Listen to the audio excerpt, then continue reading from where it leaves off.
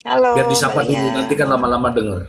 Iya, udah lanjut saya dengerin Selamat dulu biar malam paham. Bu Fitri, selamat malam Bu Joki, Malam, selamat malam Mbak selamat Lia. malam. Mister Si, Bu Joki belum disapa, Mbak Lia belum sapa. Mbak Ani, Ya Mbak tunggu, Sela, Kak. Mbak Saya Novi, Mbak Siti, Sehat Mbak saya John, itu Fitri. mau Mas nyapa, tapi Ori. kan Orintur minta waktu. Jadi Orintur harus diberikan waktu. Oke, sekarang Joki. Oke. Meskipun Joki ini baru, tapi kan dari bawah sudah monitor terus di perkembangan Tahu aja Bu perdebatan kita. Fitri. Silakan Orintur. Bunda, Orintur turun Bunda dulu, Joki ganti juga Joki. juga seorang orang hukum Bu Mister Si.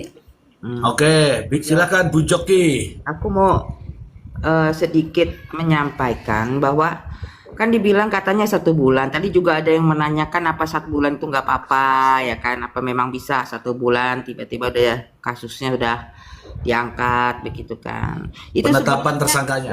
ah, ah. Aku pantau itu laporan itu kan dibuka 3 Desember, Mister J. Kemudian dia Ya. diangkat, kemudian dia jadi tersangka, ditetapkan tersangka itu tanggal 20 Februari, jadi nggak 1 bulan itu. Kemudian baru ditahan tanggal 4 Maret, ya.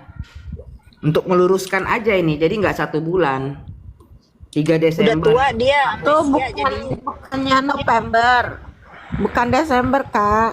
November, Buka laporan 3 Desember. November laporannya. Laporannya November kalau nggak salah. Tunggu dulu, Eh, tunggu dulu. 3 Desember sih, kalau aku cek ya. Itu Eh, LP-nya. Jadi pengaduannya LP, iya. pengaduannya beda lagi. Ya, lanjut lanjut. Kemudian tanggal 20 Februarinya ditetapkan tersangka, ditahan 4 Maret sejauh ini. Aku tahu ya, tapi coba Oke. mungkin ada yang lain. Tapi intinya itu semua tidak 1 bulan seperti yang disampaikan beliau terdakwa di persidangan, gitu loh. Oke. Mm-mm. Oke, ya itu tadi mengenai laporan Nikita Mirzani kenapa begitu cepat, tidak wajar katanya begitu cepatnya dijadikan tersangka kemudian dilakukan penahanan. Saya kira itu wajar kalau saya, Sangat ya, karena wajar, Pak. saya mantan ya, mantan dari situ, bukan waktu yang sedikit, 32 tahun saya melakukan itu. Oke, teman-teman, jangan lupa ya, Dokpeng, Doktif atau dokter siapa namanya itu ternyata dia punya produk skincare. Satu, ingat dulu ya. Dia bukan orang yang netral usaha yang lain, tapi dia punya produk skincare. Mengapa dia mereview produk skincare orang lain? Nah, itu pertanyaan. Demikian juga Nikita Mirzani. Nikita Mirzani juga punya produk skincare. Saya tidak tahu apa namanya karena saya nggak pernah pakai skincare. Tetapi logisnya begini, ketika dia memiliki produk skincare, kemudian ada endorse dari skincare orang lain, tenggelam dong produknya seharusnya. Seharusnya dia fokus dengan produknya sendiri. Kalau itu yang dipertahankan menjadi hak uang yang 4 miliar itu. Logika saja, logika saja. Kita menggunakan logika saja. Jadi Dokter punya produk skincare, Nikita Mirzani juga punya produk skincare. Kenapa tidak menjual produk skincare-nya sendiri aja? Jangan ngurusin orang lain misalnya. Oke ya, itu tadi yang selalu dikatakan sebagai persaingan bisnis. Nah, tadi sudah dijelaskan juga overclaim, overprice, over apa. Emang urusannya siapa? Oke, begitu ya. Kemudian terkait dengan tuntutan jaksa penuntut umum. Karena minggu depan itu teman-teman semua adalah pembacaan tuntutan dari jaksa penuntut umum. Sudah tidak ada lagi untuk pembuktian sudah tidak ada lagi, ya. Minggu depan adalah pembacaan tuntutan oleh jaksa penuntut umum. Kalau saya baca dari kasus yang ada di sebelah ya, sama juga di jaksa di Pengadilan Negeri Jakarta Selatan kalau tidak salah, itu kasusnya Fadel itu dituntut 12 tahun, vonisnya 9 tahun. dikurangi 3 tahun. Nah, dengan situasi ketika jaksa sedang bertugas, tetapi jaksa selalu direndahkan. Kira-kira kemarin kita sudah bahas, kira-kira jaksa akan menuntut rendah atau menuntut tinggi? Menuntut minimal atau menuntut maksimal? Maksimal. Oke. Ya jelas dong, jaksa sudah diperlakukan seperti itu. Apalagi kemarin teman-teman, mohon maaf. Sekali lagi mohon maaf. Ketika diputarkan rekaman yang dari flash disk yang katanya dari duta apa itu? Copet. Duta besar. Ya kan? Duta itu copet, duta Duta pembohong. Intel. itu ada ucapannya di situ. Ini peradilan katanya sudah diatur sedemikian rupa. Nah itu kalau disuruh membuktikan itu tidak akan mampu. Nah masalahnya kalau dituntut maksimal oleh jaksa penuntut umum, pasti kan ada pembelaan ya, ada namanya pledoi. Teman-teman, saya sudah sampaikan tadi, dasar penuntutan jaksa penuntut umum adalah fakta-fakta persidangan. Kira-kira ini teman-teman, adakah yang punya pendapat? Ya, apakah terdakwa ini akan dituntut maksimal atau minimal? Silakan. Bu Ani, yo Bu Ani. Kalau saya berharap jaksa akan menuntut semaksimal mungkin agar hakim bisa memutuskan paling tidak misalnya 20, paling tidak diambil sepertiganya mungkin 17 atau 18, paling rendah 15 gitu. Gitu sih. Oke. Mungkin ada teman lain. Teman-teman boleh berkata pret, boleh berkata prot ya. Pret, prot ditulis saja. Nggak apa-apa kok. Ya boleh. Karena ini berdasarkan fakta persidangan. Mbak Fitri jangan ngomong, jangan ikut ngomong, nanti digoreng-goreng. Ya, nanti pada saatnya dia Mbak akan Fitri ngomong. diam di corner ya. Sorry. Ya kalau saya suruh ditanya maksimalnya 20 tahun, bener ikutan. Saya mah udah biasa digoreng, tapi yang mutung yang nggak goreng, Mbak Ani. Yang mutung bukan saya, biasa itu. Kalau aku feeling kok 15 ya, Mr. Z. Kurang-kurangnya ya memang kurang-kurangnya segitu, maksimalnya 20, nanti di 15. 15. Mudah-mudahan dendanya gede ya, Kafir, biar bisa Jangan, bagi-bagi. saya bilang Kalau jangan vonis. saya ya teman-teman ya, kalau saya Tuntutannya yang paling aja. penting itu dari tuntutan dan lain-lain itu yang penting dia divonis bersalah itu dulu. Bersalah. Nah, itu Kalau Mbak Fitri naik, kalau banyak banget yang nonton tuh judul. Banyak. Wah, Judul, kaum bebeknya judul, keluar, Mbak Markus. Fitri, kaum bebeknya keluar tuh. Kaum Judul, bebeknya nih Markus. ada bahasa judul, Markus, Iya, Nepos. Markus, Ya, Nepos. betul ini pasukan bebek kan kalau bebek satu wek semuanya tuh pasukan Nggak ada. bebeknya keluar. Izin nggak Bebeknya ada keluar tuh. bahasan lain. Mbak Fitri Baca berjawab. juga kali Bu Ani yang di bawah. Nggak usah Dibaca dibahas. dulu. Bebek tuh. Oke, stop dulu, stop. Silakan kita kasih waktu Orintur untuk bicara. Yang lain di mute. Ya. Biar aku jawab yang ini.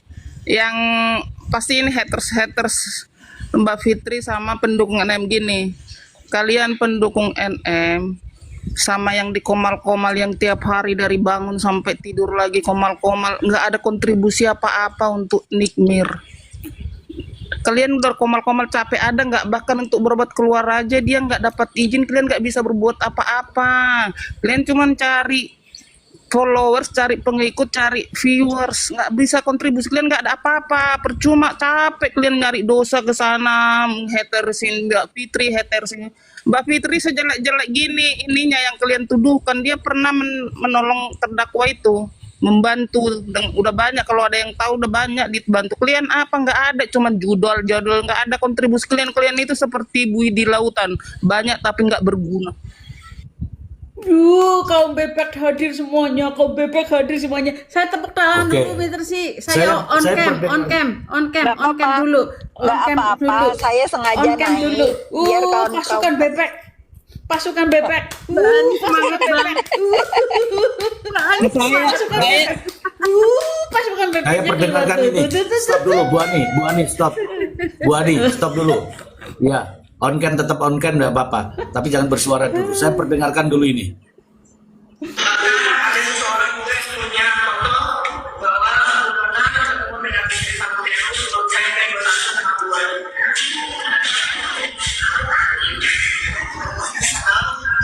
Saya mendapatkan berita ini, katanya Bu Fitri, ini biar Bu Fitri nanti yang memberikan klarifikasi karena ini sudah ada di media, jadi wajar kita mempertanyakan.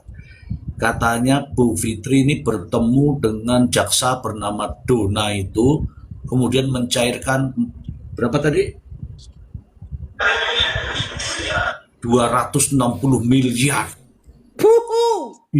Makanya kan Itu saya ada apa? feed di gini, Mr. Z. Ya, Saya gimana kan sih? ada feed. Saya ada tadi juga media di kantor saya banyak. Saya kan kata si terdakwa Nikita ini, saya berfoto sama JPU gitu kan. Si terdakwa ini kan menuntut perdata pelapor Reza Gladys 244 miliar kan. Nah, kalau ada saya berfoto dengan jaksa yang dituduhkan sama si terdakwa Nikita Mirjani ini, 244 miliar saya kasih ke yang punya foto itu. Sini. Jangan nanya Tuh. saya uangnya ada apa enggak, fotonya dulu ada apa enggak, bawa sini. Simple. Tuh. Kalau si terdakwa dan gerombolannya ini membuat berita konyol, ya saya lawan juga dengan kekonyolan. Kalau memang ada foto saya dengan Ibu JPU yang saya kagumi itu, saya kasih 244 miliar. Simple. Tuh. Saya kenal enggak, tahu enggak, walaupun saya kagum ya dengan beliau karena mungkin beliau ini, para JPU ini tahan ya untuk berhadapan dengan pembuli dan dibully gitu. Makanya saya kagum banget. Nah, sekarang nggak usah repot-repot. Kalau memang ada itu foto, bawa ke Mr. Z, nanti saya kasih 244 miliar Mr. Z. Baik, saya akan buktikan ya teman-teman. Saya akan buktikan bahwa Bu Fitri berfoto. Saya akan buktikan. Lihat kamera saya. Tuh, berfoto. Mister Ji cair. 244 miliar. Ya, oke. Saya sudah buktikan ya. Saya sudah buktikan. Silakan teman-teman. Goreng-goreng juga boleh. Ya, boleh saja ya, boleh saja. Boleh silakan, bebas. Silakan digoreng ya. Jadi begini teman-teman, itu viral. Pernyataan itu sangat aneh. Makanya Bu Fitri berani ngomong begini ini artinya apa? Silakan dibuktikan dong kalau pernah foto sama Bu Dona. Iya kan? Iya, Ya nggak? betul, simple. Makanya kayak misalnya judul 1 triliun deh saya kasih. Kalau misalnya saya terbukti melakukan bisnis judul 1 triliun. Nah, Nih, buktikan kalau saya, suami saya gitu terlibat dengan judul itu 1 triliun. Tapi kalau saya bisa membuktikan kalau si terdakwa Nikita ini kasusnya masih nyangkut sebagai bintang iklan judul, itu benar. Nah, kita harus tanya. Kalau saya punya judul, dia kan berkawan sama saya, ngapain dia iklanin judul orang lain? Judul saya dulu saya suruh promoin sama dia. Ya enggak, Mr. Ji? Nah. Simple. nah betul. Ngapain dia harus ngiklanin judul orang lain? Saya aja bayar dia, udah iklanin aja ini. Dia tahu persis kerjaan saya apa, dia tahu persis apa yang saya lakukan. Tapi ya kan saking memang nggak ada bahan lagi, mereka berpikir mungkin dengan begitu tuh saya itu kesel, marah ya. Nggak ada, Mr. Ji. Nggak ada, karena ya saya udah membuka sayembara, mempersilahkan membuat laporan masyarakat gitu. Daripada sekarang saya pikir, tadi saya banyak media, kalian itu ngejudol-judolin orang ya, sebetulnya di Indonesia itu tahu gitu siapa yang punya judul. Mereka bangga kok punya judul, ya nggak? Daripada kayak terdakwa ini jadi pemeras, ya sudah, mau ngapain gitu. Sekarang kalau saya gituin kan marah lagi, ya nggak, kesel lagi gitu. Tapi kalau misalnya saya dijudol-judolin, saya kasih 1 triliun tuh. Kalau ada foto sama ibu JPU 244 miliar. Nah, coba Hmm. kurang apa saya baiknya ngasih saya bara. Bodoh. Tapi Ayo sebetulnya teman-teman, Mr. Ji ya, silakan Bu. Ya, kalau analisa saya ya, apa yang dilakukan si terdakwa ini hanya ingin membuat berita. Karena kalau udah sebut nama saya, kayak urusan jaket aja tiap hari seminggu yang dibahas itu melulu. Sekarang saya kasih sayembara foto sama Ibu Dona. Gunanya apa sih? Gunanya apa buat buat keselamatan atau kemenangan si terdakwa ini apa? Kan nggak ada. Kalau saya mah senang, saya malah ledek-ledekin aja. Tapi kan dia jadi cari musuh kan, maksudnya dia jadi terlihat panik. Mungkin itu menurut saya ya, Mr. Ji, pendapat saya nih. Mungkin si terdakwa berpikir kalau mengintimidasi JPU dan lain-lain, katanya sebulan dia udah ditersangka. Dari mana sebulan sih? Kan itu kalau nggak salah 3 bulan dia tadi baru ditahan. sudah Ya, dijelaskan sama Joki tadi. padahal setahu saya ada tuh orang yang kasus memeras langsung ditangkap, langsung ditahan loh, diperiksa langsung Ada, di, ya kan? Si terdakwa ya, ini, aduh, ngadi-ngadi. Pokoknya apapun merasa ujaran, apapun statement dia yang ngawur, saya Fitri Salhuteru akan meluruskan. Dah, nggak, no debat. Sekali dia sebut nama saya, apalagi nama saya disebut di depan hakim yang mulia, saya akan sebut nama dia sampai saya puas. Nah, jangan kesel kalian.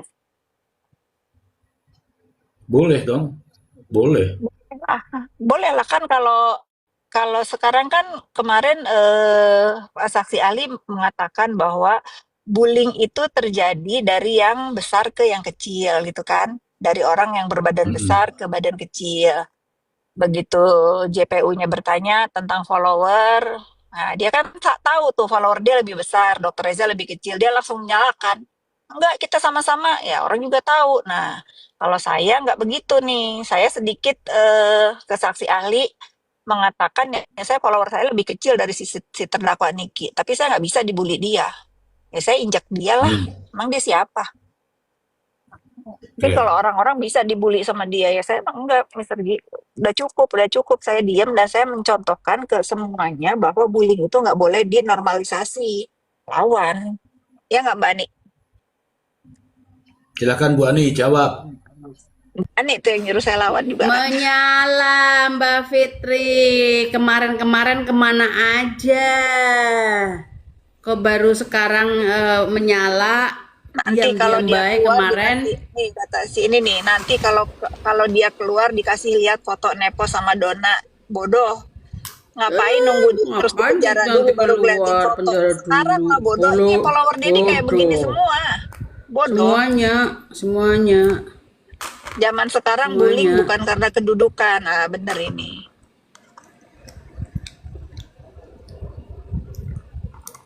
Jadi prosesnya Nikita Mirzani ini ya untuk mencari keuntungan, ngikutin para dokter-dokter itu mereview-review produknya, dia jadi speakernya. Tapi speaker ini mencari keuntungan, mendapatkan keuntungan. Katanya mereview-review demi masyarakat. Kalau demi masyarakat saya dukung 100%. Tapi faktanya, nih dari contoh-contoh saksi-saksi aja, soalnya SS menerima 350, masuknya ke apa, ke pembantunya, rekening pembantunya. Kenapa nggak masuk dia? Karena dia tahu bahwa duit itu bukan duit halal. Contohnya ke Devina. Devina minta 15 miliar.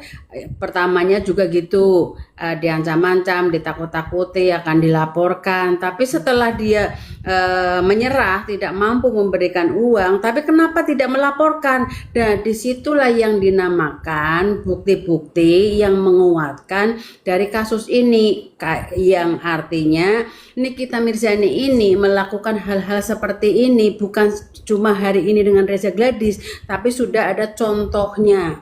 Menghina dulu, keluar-keluar dulu di media sosial, nekan-nekan dulu, ngancam-ngancam dulu, agar si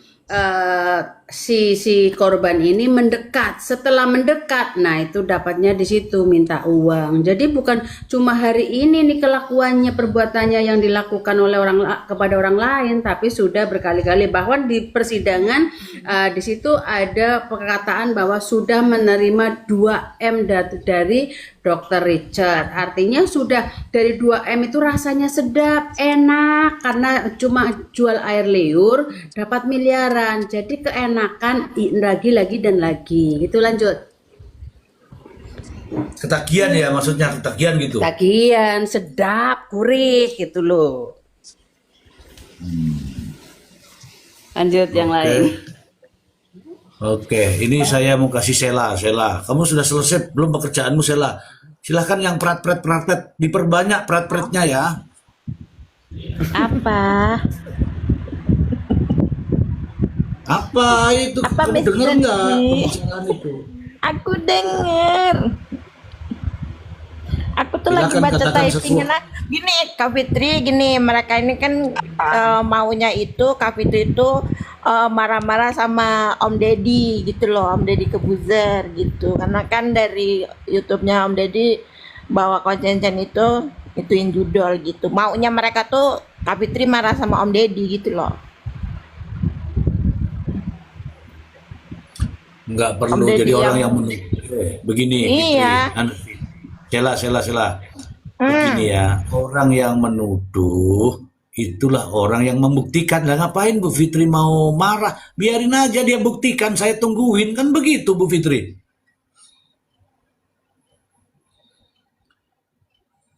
Tuh kan, karena Bu Fitri langsung ini, karena dibilangin prat-pret sih. Bu Fitri. Ada tamu kali. Oke, saya undang ya. Saya undang Bu Dokter Janet itu sebenarnya nonton di sini, tapi kenapa ya dia nggak mau naik di tempat saya ya? Ya, kenapa? Ada sentimen apa Dokter Janet itu sama saya sebenarnya itu? Tadi komen di bawah Mister itu Dokter Lah, Janet. aku tuh nggak kompor. Dulu ya, diemin dulu. Aku nggak kompor. Kan kalian sendiri yang minta kayak gitu. Nah, aku sampaikan tuh sama Kak Fitri. Mumpung Kak Fitrinya ada di sini. Kayak kalian bilang Kak Fitri foto sama Ibu JPU. Padahal itu bukan Ibu JPU. Padahal mah asistennya Bu Fitri. Kalian aja masih kekeh ngikutin aja mulutnya si NM. Aneh kalian tuh. Dikasih fakta, Oke. dikasih kebenaran, tapi kaliannya masih aja keke. Yang on tuh kalian, ngerti nggak? Putus. Itu Kak Fitri mau naik lagi tuh Mr. Ji. Ya, Bu Siti saya turunkan dulu ya Bu Siti ya. Bu Siti. I love you. Siap, nggak apa-apa gantian aku ini di bawah. Ya. Oke. Ya. Oke. Coba teman-teman disapa itu ada Bu Dona. Ayo disapa. Selamat malam Halo, Bu Kak Dona. Nona. Halo, selamat malam semua. Selamat malam Mr. Z yang ganteng, teman-teman yang cantik semua. Bu Fitri, saya malah kaget kenapa Fitri yang turun. Itu ada Dokter Janet juga itu Mr. Z. Saya Baju barusan dal, nepos langsung kabur. Internet di Indonesia tuh nggak kayak di negeri orang ya. Indonesia tuh internetnya kadang-kadang putus, suaranya hilang, kadang ada. Siapa bilang Bu Fitri turun? Bu Fitri itu memang begitu, bisa ada, bisa tiada. Itu suruh, nah itu putus naik katanya tuh. Enggak, dia masih ada di atas kok, tenang aja. Putus tadi. Itu putus kayak itu Kak Fitri typing Mr. Ji, naikin coba. Udah. Itu beliau memang begitu. Bu Nona kemarin sudah melihat secara langsung ya bahwa ada masih saja juga sebenarnya ya, ada sikap-sikap terdakwa yang ramai diperbincangkan di ini. Apakah itu tidak memberatkan terdakwa nanti, Bu Nona? Siap, Mr. Z. Ini juga yang semalam juga kita bahas di roomnya siapa semalam itu ya? Oh, Bang Raffi ya. Nah, waktu itu mungkin Mr. Z sudah tidur-tidur tuh. Sudah malam sekali itu. Nah, jadi saya sempat sudah sampaikan, memang ada beberapa pendapat ya. Bang Leon juga sampaikan pendapat juga berbeda tentang sikapnya apa si terdakwa Nikita ya. Kalau dari saya itu, Mr. Z, saya lihat ini bagian dari strategi. Bagian dari strateginya Nikita, dia memframing bahwa memang dia punya sikap yang kecenderungan atau ya ini ya terindikasi memang contempt of court. Apalagi kalau kita orang hukum kan kita tahu bahwa badan peradilan atau badan persidangan itu adalah satu yang sangat sakral, sesuatu yang sangat apa mulia. Karena disitulah negara memberi fasilitas kepada masyarakat untuk mencari keadilan. Nah, tapi dicoreng mukanya oleh sikap-sikap yang tidak terpuji. Nah, sikap yang tidak terpuji ini biasanya sangat tidak lumrah dilakukan oleh orang yang sedang di kursi pesakitan. Nah, kemudian saya lihat kok ada pembiaran ya, pembiaran dari penasehat hukumnya juga tidak memberikan nasihat. Namanya penasehat hukum kan harus mengarahkan kliennya kan. Nah, tapi tidak ada diarahkan juga dengan baik, maka saya mengartikan ini adalah suatu strategi. Strategi apa? Strategi memframing supaya apa nanti pada saat di akhir ya, besok ini kan sidang penuntutan ya. Penuntutan itu kalau sudah ada framing bahwa ini nih dia ngejek, dia berusaha untuk memancing emosi dari jaksa, maka nanti kalau jaksa mengeluarkan tuntutan, maka tuntutan itu adalah hasil dari emosi, bukan objektif terhadap fakta peradilan. Nah, dia mau memframing itu kepada masyarakat yang memang awam hukum. Mereka tidak tahu bahwa namanya jaksa, hakim, siapapun itu yang punya kuasa, punya otoritas dalam persidangan, itu tidak ada pengaruhnya, tidak terpengaruh oleh pandangan publik, sikap terdakwa. Dan saya rasa persidangan yang berjalan ini sudah cukup lembek sekali, sudah cukup lembek terhadap sikapnya Nikita. Kalau di persidangan lain, kemungkinan dia sudah diusir. Kemungkinan besar ya, hakim itu punya kuasa dan otoritas untuk mengusir terdakwa dan bisa diwakili oleh penasehat hukumnya. Kalau memang punya indikasi bahwa dia sudah contempt of court. Dan itu kan ada pasalnya 207 ya kalau tidak salah saya kasih ke Mr. C waktu itu ya. Ya, itu. Betul. Dan itu ada tahapannya, apalagi kalau penghinaan terhadap institusinya yang di dalamnya adalah perangkat penegak hukum. Nah, JPU itu adalah perangkat penegak hukum. Nah, ini juga sekalian saya kasih edukasi sedikit buat penganut atau penyembah Nikita Mirzani ya. Saya bilang JPU itu bukan pembela pelapor, tapi dia pembela undang-undang. Ya, jadi dia duduk di situ bukan sedang membela Dr. Reza, tapi dia membela dan menegakkan undang-undang yang berlaku di Indonesia. Siapapun itu yang melakukan, siapapun itu yang melaporkan, maka akan ditindak. Mereka bagian dari penegak hukum. Jadi mereka bukan, karena ini peradilan pidana, bukan perdata. Kalau perdata itu subjek hukum versus subjek hukum. Warga negara versus warga negara. Subjek hukum itu bisa perorangan, reh person, atau juga bisa badan hukum. Gitu ya. Person atau reh person. Badan hukum atau perseorangan. Itu kalau perdata. Tapi kalau pidana yang kalian lawan, JPU itu adalah negara. Mereka mewakili negara. gitu ya. Jadi kalau yang dituding-tuding sama Nikita itu adalah penegak hukum, itu yang dia ejek-ejek selama persidangan adalah negara diwakili oleh penegak hukumnya. Jadi itu hati-hati. Jadi kalau misalnya nanti saya sudah yakin penuntutan ya, kayak kemarin ya, kita sudah kasih prediksi lah. Prediksi pasti di bawah 15, di atas 10. Dan yang pasti ketok palu atau vonis itu di bawah 10, di atas 5. Yakin akan terjadi seperti itu. Itu prediksi saya sekalian, Mr. Z. Demikian. Wow. teman-teman. Wow, keren. Itu prediksi itu. Prediksi. Tapi bener sih, Ya, sepakat tuh ya. prediksinya bagus, Mbak Nona. Coba kalau prediksinya Bu Fitri. Iya, sepakat dengan Mbak Nona. Saya melihat ada Hmm. penekanan, jadi nanti pun kalau ada tuntutan dari JPU, nanti pendukung-pendukungnya pasti mengatakan itu atas tekanan, atas kekesalan, atas bla bla bla bla. Nggak melihat lagi bahwa memang tuntutannya memang segitu gitu loh. Basi, makanya ini yang harus kita suarakan terus. Apapun nanti tuntutan yang diberikan oleh JPU itu memang udah sesuai dengan yang harus dituntut, bukan atas dasar tuduhan-tuduhan bahwa ini adalah ada penekanan dan lain-lain, Mr. Z. Sepakat saya sama Mbak Nona. Sengaja Oke, dia begitu. Oke, teman-teman, saya buat narasi dulu ya. Jadi teman-teman, ini fakta loh ya, ini fakta ya. Mau tulis pret, tulis pret, mau pret, sudah nggak peduli saya. Jadi teman-teman, terkait dengan pasal 369 itu ya, pasal 369 itu tuntutan ancaman hukumannya 4 tahun. 369 ya, 369.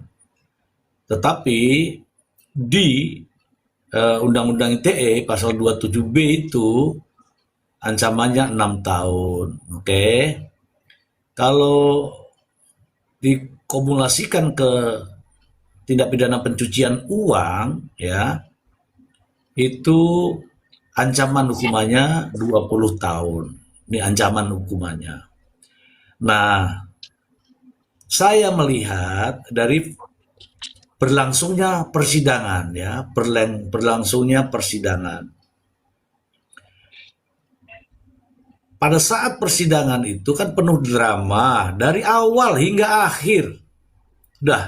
Dari awal hingga akhir. Artinya apa? Jaksa melihat dong, karena jaksa itu benar tadi disampaikan Bu Nona, jaksa itu mewakili negara. Kalian mau apa saja, kalian nggak mewakili siapa-siapa. Yang mewakili negara adalah jaksa penuntut umum. Kalau jaksa penuntut umum bahasanya direndahkan seperti itu, jaksa itu juga manusia juga. Dia bisa melakukan hal-hal yang normatif menurut undang-undang.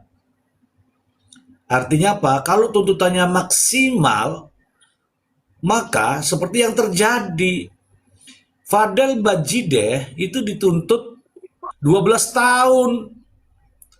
Vonisnya 9 tahun, hanya kurang 3.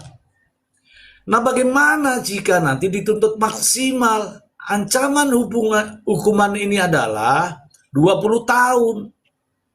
Kalau 20 tahun itu kira-kira vonisnya berapa? Tadi sudah diprediksikan oleh Bu Nona. Ya. Kalian boleh bilang pret, tapi jangan ada binatang-binatang ya, pasti kamu ditegur sama TikTok. Nah, kalau ancamannya 20 tahun, kira-kira tuh jatuhnya berapa? Anda sudah bisa memprediksi itu. Nah, pertanyaan saya, mungkinkah jaksa penuntut umum akan menuntut minimal, misalnya minimal 1 tahun, misalnya jaksa penuntut umum mengajukan tuntutan 1 tahun, akankah seperti itu? Mungkinkah seperti itu? Pasti tidak mungkin. Kecuali kalau baik-baik mungkin ya, kalau dibilangin menye-menye, dibilangin berat badan, jaksa dibilangin botak, dikasih gini-gini, fake ini. Dan terus jaksa mau nuntut berapa? Nah, kalau Orentur tadi mengatakan pasti akan menuntut maksimal. Kalau tuntutan jaksa maksimal, maka putusan hakim berapa? Silakan di tapping di bawah.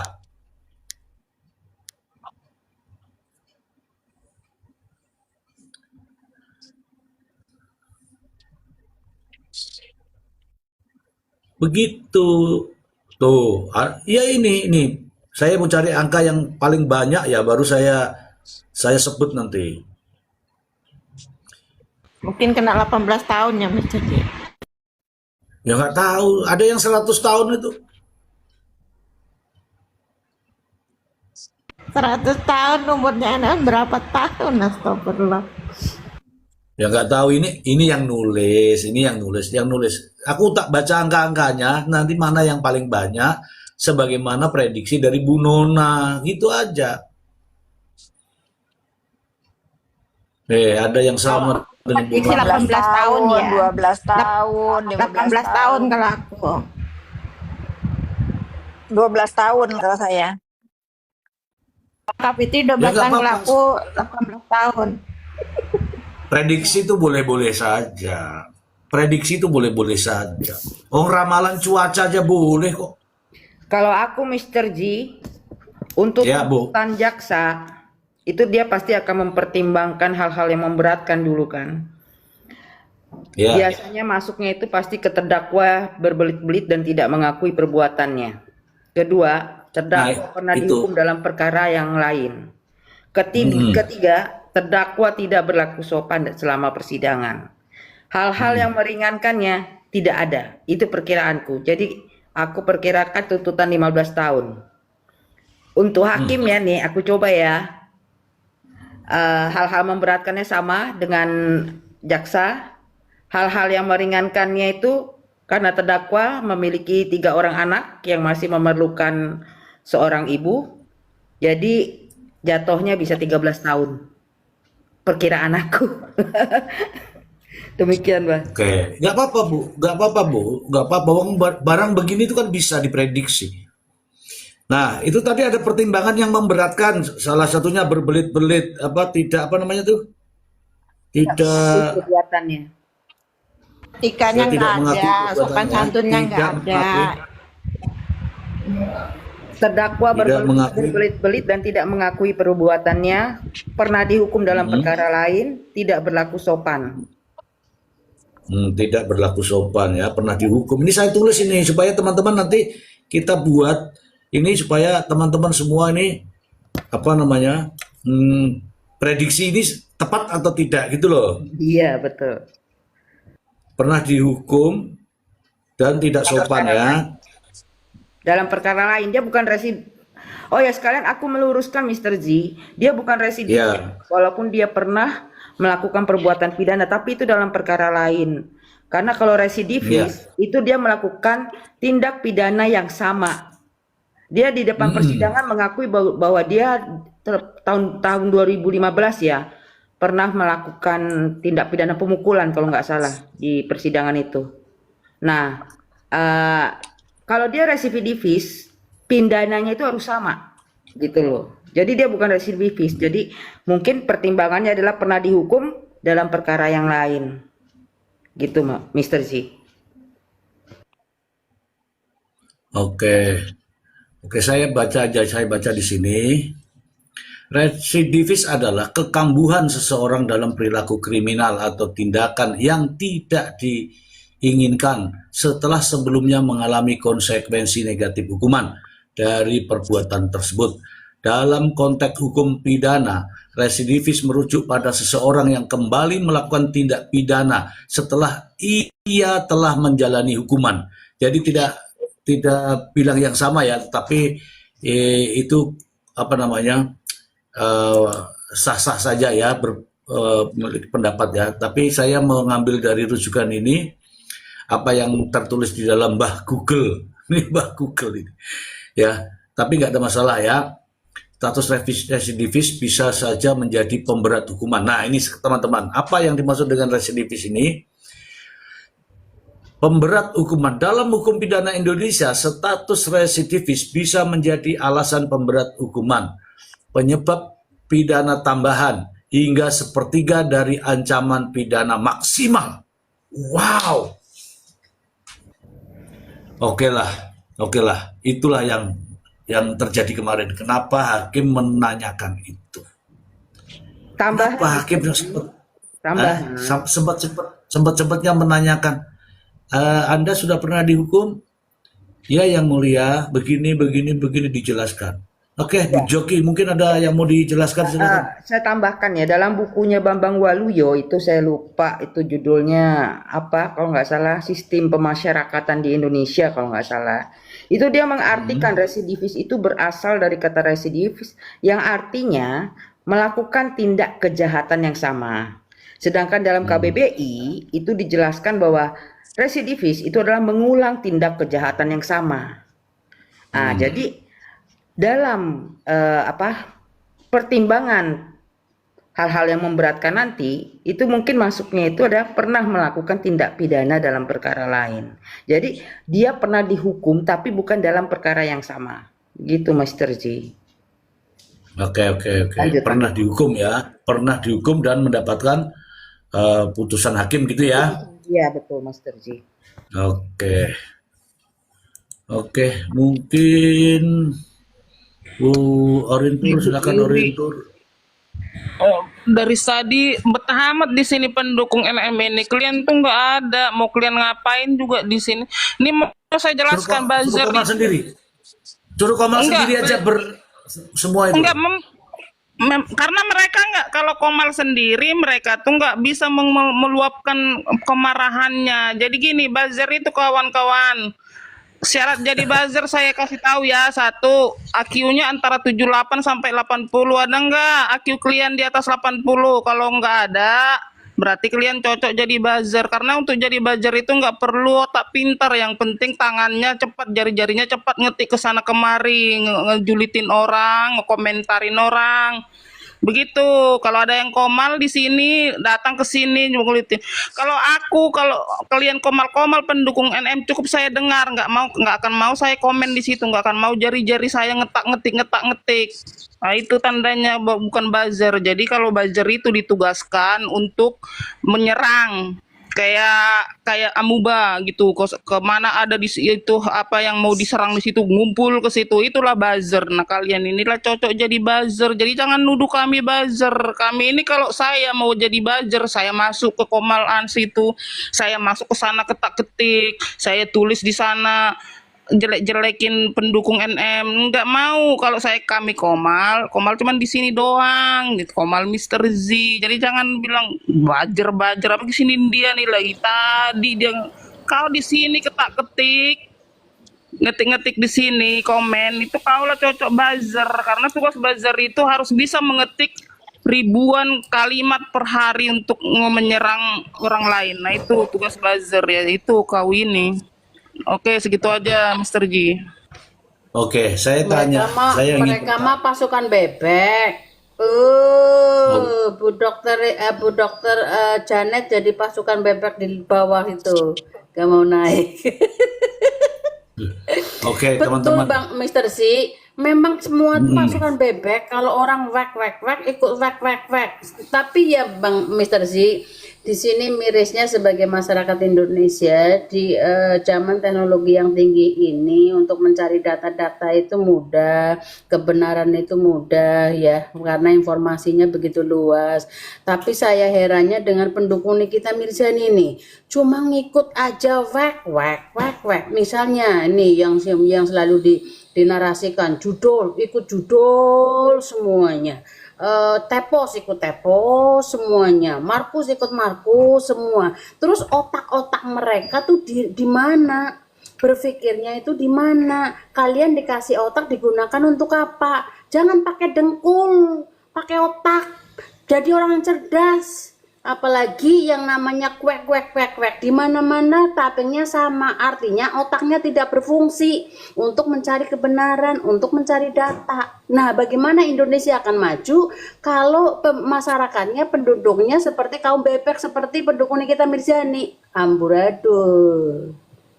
Lanjut. Coba katanya Bu Ani punya lagu tuh, lagunya kayaknya lagu masa kini. Coba saya mau dengarkan lagunya.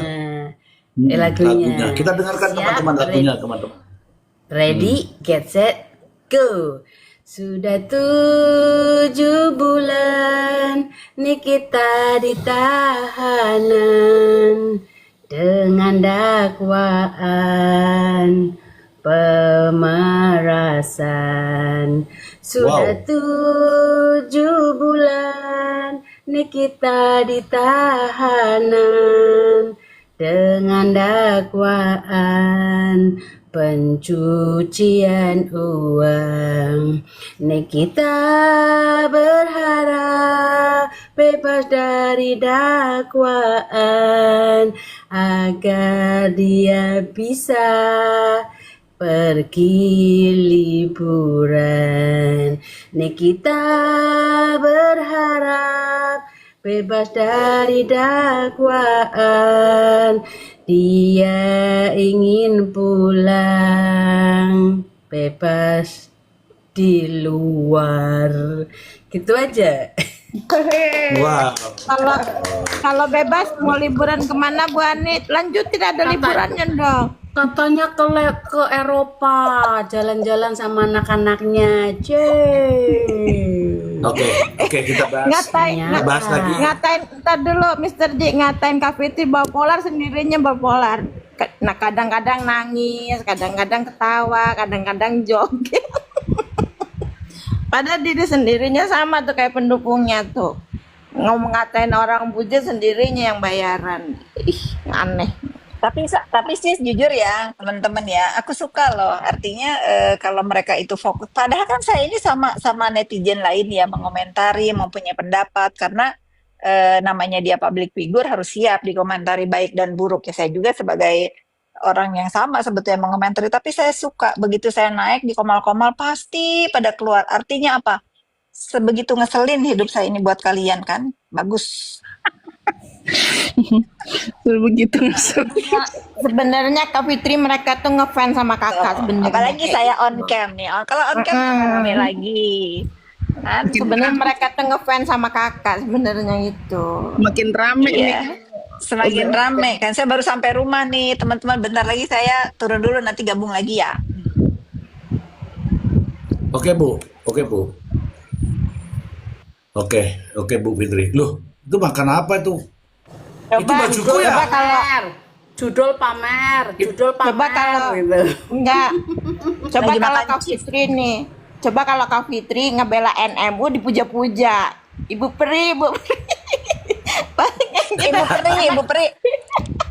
Karena Kak Tapi ya, ini aku ada Mbak Lia di sini ya. Nih aku harus apa ya? Ya dibilang aku malu sebetulnya ya.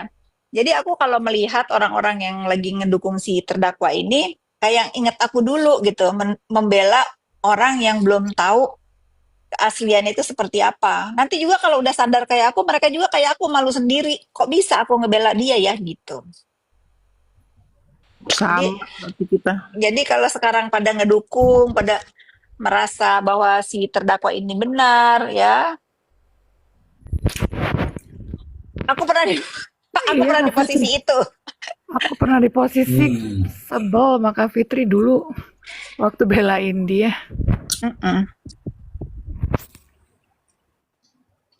Tapi ya udahlah, Oke, itu udah aku- lewat kan. Aku sudah Mbak, minum. kalau Ini aku ada sih- yang mau. Aku nggak pernah Ini ada yang menyesal mau naik. karena kan aku ngebela buat Izin. Arkana bukan buat dia. Izin Mr. J mau nanya, ini ada komentar Dr. Janet. Orintur berisik, bahas yang bermutu aja gitu, mohon dijawab Dr. Janet, apa ya yang saya bahas yang tidak bermutu? Enggak, tadi salah tulis itu Orintur. Sudah saya jelaskan tadi. Saya sudah WA. Tadi sudah tadi. Ini saya mau tanya sama Bu Fitri. Jujur ya Bu Fitri. Kemarin itu kok disebut juga ya kalimat-kalimat di persidangan itu di depan hakim itu ada duta Intel terkait dengan rekaman itu. Itu maksudnya apa ya? Mungkin Bu Fitri tahu siapa duta Intel sampai nyebut-nyebut Bu Fitri segala itu. Gimana tuh? Itu kan rekaman yang sudah kita bahas pertama kali waktu Bang Fahmi bilang nanti akan kami bongkar. Yang dimaksud kami bongkar itu rekaman si duta copet itu berbicara dengan tetangganya atau kerabatnya Dokter Mufid, tapi konteksnya itu tidak seperti itu. Jadi si duta copet ini ngomong bahwa oh nih kita ini orang kuat di belakangnya bla bla bla bla bla. Namanya orang lagi ngebela saudaranya, ya kita juga bisa begitu gitu. Nah, itulah yang ditelan mentah-mentah sama si Nikita gitu. Sangat disayangkan, tapi kan semua ini ada resiko hukumnya ya si duta intel ini. Kalau nanti orang-orang yang disebut-sebut sama dia itu nggak terima, apalagi ada JPU di situ nggak terima dan Mufid juga nggak terima, ya dia harus siap untuk dilaporkan, Mr. D. Gitu. Dan saya juga mungkin karena si terdakwa ini menyebut nama saya dengan terang, menuduh saya berfoto apa-apalah dengan JPU, ya nanti kalau saya ada waktu ya mungkin saya akan pertimbangkan untuk membawa ke jalur hukum bila perlu ya. Karena ganggu, Ya nggak kasihan apa-apa. Iya. Gak apa-apa, saya panggil dulu Bang Leon. Duh, Bang Leon kok nggak ada ya? Emang Bang Leon tuh pokoknya selama bulan Oktober nih Bang Leon nggak mau di komal saya. Nona saya turunkan dulu Nona ya, ada yang gantian ya Nona ya. Ini pokoknya selama bulan Oktober nih Bang Leon tidak mau. Mbak, saya aja dulu turunin, saya denger dulu Mr. D. Saya baru sampai rumah. Jangan, jangan nanti buzzernya ikut gak ada. Justru aku mau bertanya. Katanya tuh katanya duta dulu sudah pernah menghubungi apa namanya keluarga. Duta copet itu pernah menghubungi saya karena dia pernah datang ke klinik saya karena dia berteman dengan asisten saya. Nah, berkenalan di situ, terus tiba-tiba dia nge-WA saya. Nge-WA saya itu menjelaskan kalau Duta- dia itu, Itu duta intel langsung. iya, kalau dia itu mempunyai urusan dengan Dokter Reza. Terus saya tanya sama Dokter Reza, apakah si duta copet ini punya, apakah kamu punya hutang, endorse dan lain-lain? Menurut stafnya, karena kan nggak mungkin Dokter Reza ngurus-ngurusin begitu kan. Menurut Iya. stafnya itu tidak ada hutang untuk endorse dan lain-lain. Terus saya tanya, si duta copet ini ngomong begini, Kak Fitri, kalau misalnya ada rekaman yang menyatakan bahwa ini semua sudah kurang lebih gitu ya, apakah akan tetap membela? Saya tanya sama dia rekaman apa? Nah dia itulah rekaman yang diperdengarkan itu. Terus saya tanya, saya bilang sama dia, kamu nggak boleh sembarangan untuk mempercayai rekaman. Ini kan belum jelas, kecuali kalau yang ngomong itu Dokter Mufid, Dokter Reza gitu kan ya. Dan buktinya ada ya boleh. Tapi kalau begini kan nggak jelas. Nah akhirnya dia mau minta uang 28 juta ke Dokter Reza. Nah, terus saya bilang sama Dokter Reza, apakah benar kalau Dokter Reza itu masih berhutang endorse ke dia? Setelah diperiksa, nggak ada itu utang. Nah, terus saya bilang, ya kalau begini kan, ini kan dia ngikutin jejaknya si terdakwa Nikita dong.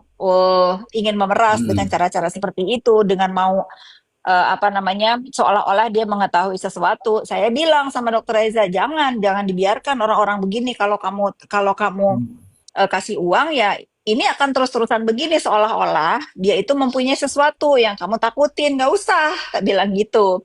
Kita sebelum si duta copet ini begini sudah menduga ini akan terjadi. Makanya begitu ini terjadi kita ketawa. Ternyata si kubunya terdakwa ini kena pancingan si duta copet ini gitu loh. Nah itu kan yang harusnya diantisipasi oleh pengacaranya ya, harus diteliti dulu apakah itu benar. Nah, tapi saya suka karena ini kan udah dilaporkan ke KPK kan. Kemarin terdakwa juga kan sudah dipanggil katanya sama KPK. Lah, nanti kalau ini tidak terbukti ya tunggu serangan balasan dari orang-orang yang difitnah masih duta copet ini gitu. Gitu aja sih. Meyakini sejuta persen kalau ini tidak, kalau apa yang digaungkan sama si terdakwa ini, saya setuju dengan Mbak Nona tadi, hanya ingin mengintimidasi JPU untuk untuk menuntut sih. Kalau saya pikir nanti kalau tuntutannya besar misalnya, pasti itu pendukungnya karena kesel, begini, diatur gini, basi Mr. D. Kita sudah paham begini. Sudahlah, ini terlalu receh untuk kita bahas di Komal ini ya, karena Komal Mr. D ini kan untuk meluruskan segala sesuatu yang berbobot gitu ya, bukan berita hoax yang dibawa sama ya orang yang nggak guna kita bahas gitu. Gitu sih, Ya, Mr. Z. ya. Artinya untuk memperoleh rekaman itu berbayar dong. Ya Karena dugaan dia saya tidak begitu.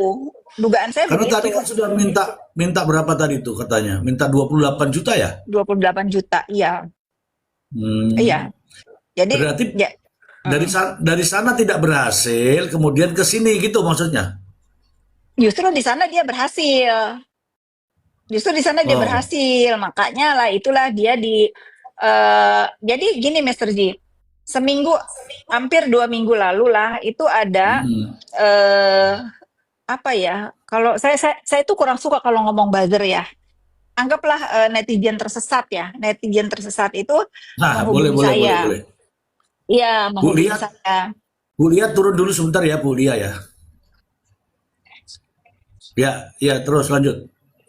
Jadi ada salah satu netizen itu menghubungi saya dan dia memberitahukan apa saja yang dia lakukan, informasi apa saja yang dia terima dan disuruh apa saja oleh yang diduga bernama Yuli itu adalah panjang tangannya Dokter O gitu. Nah, termasuk si duta copet ini direkrut sama mereka. Buat kita nggak masalah sama sekali gitu kalau misalnya mereka memang nyaman dengan penggiringan opini seperti itu, nggak masalah sama sekali. Itu pun kan tidak akan tidak akan menumbangkan dan tidak akan membuat sidang ini berhenti gitu karena giringan-giringan opini mereka gitu. Tapi yang menarik di dalam perseteruan ini eh, ada orang-orang yang merasa bahwa menjadi bagian dari buzzernya yang diciptakan oleh kubu mereka itu merasa terlalu jauh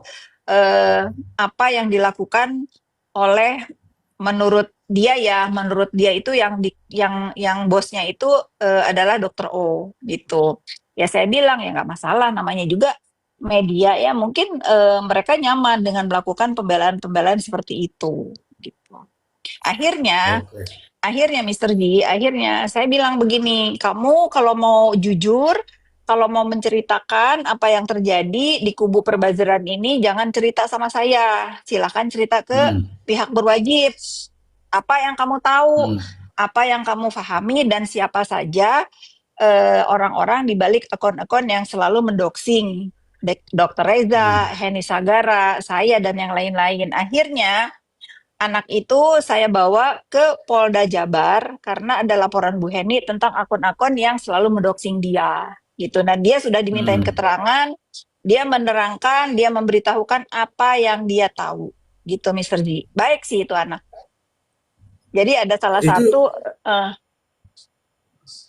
laporan apa yang di Polda Jabar itu? laporan di Polda Jabar itu melaporkan Ibu Heni Sagara ya, terkait Ibu Heni Sagara melaporkan beberapa akun yang akhirnya si anak itu memberikan keterangan bahwa oh misalnya di balik akun si Radar Seleb ini orangnya ini, misalnya contohnya gitu ya. Kan ada beberapa akun tuh yang selalu ngedoxing.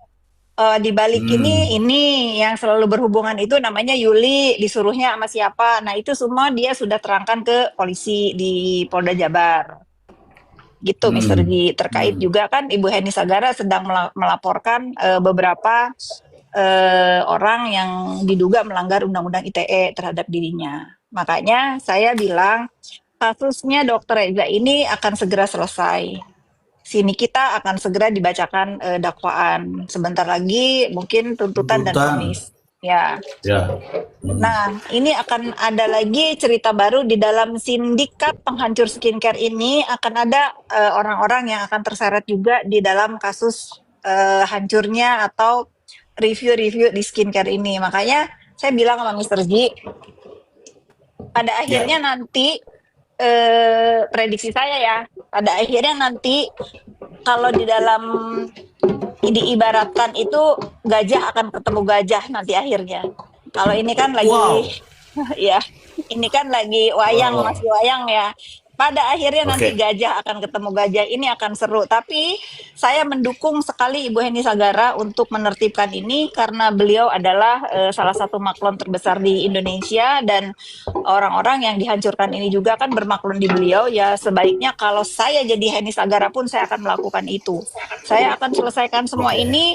Bila ada dalang di balik semua penghancuran skincare ini, saya akan bereskan dengan tangan saya. Nah, ini yang dilakukan sama Ibu Heni Sagara. Jadi ini menurut saya keren banget karena pada akhirnya gajah akan ketemu gajah. Nah, yang keinjak siapa kita saksikan sama-sama nanti. Oke, tahan dulu Bu Fitri, tahan dulu Ya, Bu Fitri. Ini ada praktisi hukum yang saya mau bertanya nih. Bang ya. Leon, selamat malam Bang Leon. Selamat malam Mr. Ji, selamat malam Bu Nona, Kak Fitri, Kak Sela, Bu Rintur, Bu Ani, Bu Emily. Malam Bang Leo. Malam, Halo, Pak Leo, malam. Bang Leo. Malam. Bang Leon, Bang Leon, dalam sidang kemarin Bang Leon, itu ada percakapan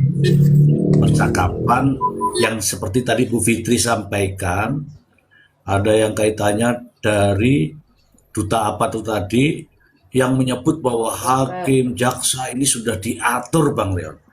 Bahkan terdakwa sendiri mengatakan dalam persidangan ini Bang Leon, mengatakan saya sudah tahu semua bahwa ini persidangan ini sudah diatur sedemikian rupa.